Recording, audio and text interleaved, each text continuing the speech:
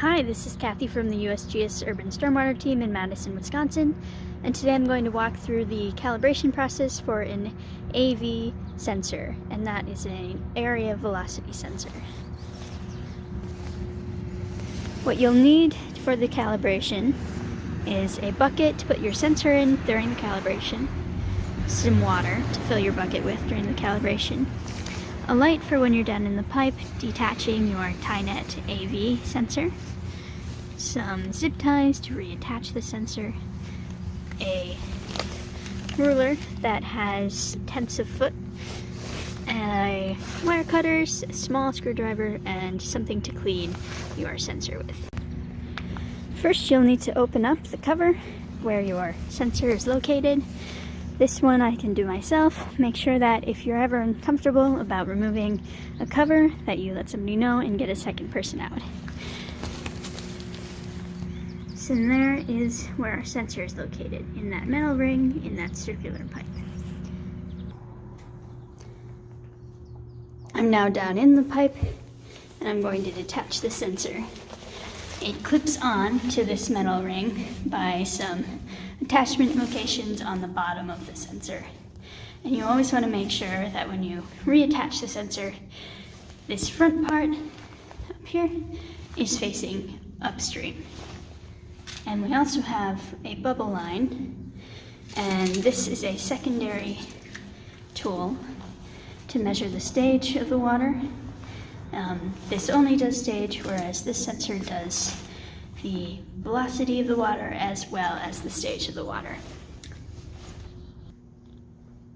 I have now cut the zip ties that held the cords against the side of this ring, and I've also cut the zip ties that held it to these cement anchors as well. To detach the sensor from this ring, you just push it forward and it slides off. And there's where it clips in. It slides into those two compartments. I like to bring the sensor out of this pipe when I calibrate it. So I've set up my bucket here for the calibration. And the first step before you do the calibration is to clean this sensor off. I'm going to brush along the outside. If there's ever a lot of buildup on the front of the sensor, put some alcohol on it, and if you have any hand sanitizer on you, that will work too. And then you're also going to unscrew this metal plate and scrub under there and make sure it's all clean.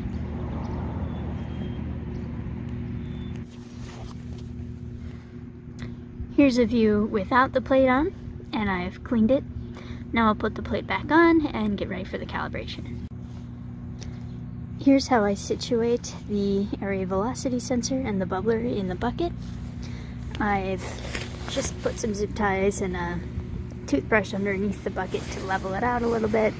You want to make sure that the sensor is sitting flat on the bottom, and a trick to get it to sit in the bottom and also stay in one spot is to coil the wires around like you see I did here, and I also sort of keep them tight underneath the handle of the bucket.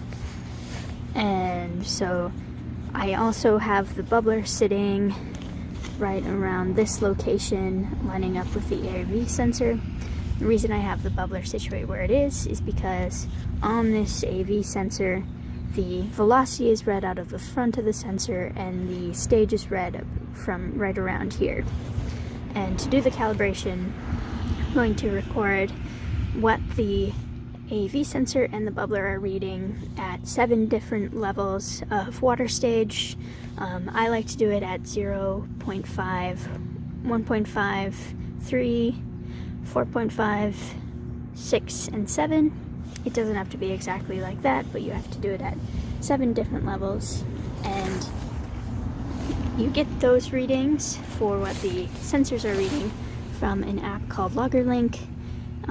You get what it's reading, what it actually should be reading, by using a wooden ruler like this. This ruler that we use is in tenths of a foot rather than inches, but there's inches on the other side. So right now we're reading at about 1.5, and then I'll go into LoggerLink, to see what these sensors are reading, and I'll put our ruler reading, our AV reading, and our bubbler reading all into a separate app called Calibrations that will tell you the offset of your readings and will also automatically propagate the readings into a spreadsheet. One thing I forgot to mention is when you're reading the stage of the water with the ruler, you always want to record the stage of the bucket at the same location where your stage on the AV sensor is being read and the stage on the bubbler is being read. So I put it right in between the two, and you always want to put it in the same spot. The reason we do that is because as much as I tried to keep the bucket level by putting some other tools underneath it, it's not going to be level. So if I keep moving my ruler around, it might have a different stage here versus here. My calibration is now finished. I've recorded what the AV and bubbler are both reading at 7 different levels, and it has a reasonable offset of about -0.03 for the bubbler and 0.01 for the AV sensor.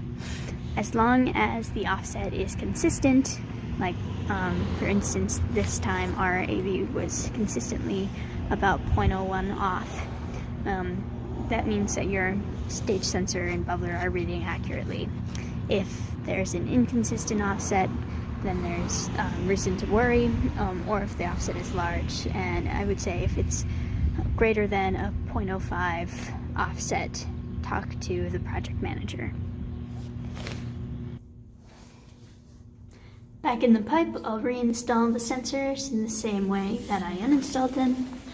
You line up these two channels on the bottom of the AV sensor, and you just pull it downstream, making sure that the front of the sensor is facing upstream. And then I will attach zip ties all along this ring and secure the bubbler against this line and also to the plate right at these two locations. And then I'm also going to secure it to these anchors on the top of the wall just to keep the wire out of the way. Here's a final look at how the sensor looks after reinstallation. There's our bubbler and our AV sensor, and all of the cords are secured. That's all for the calibration process.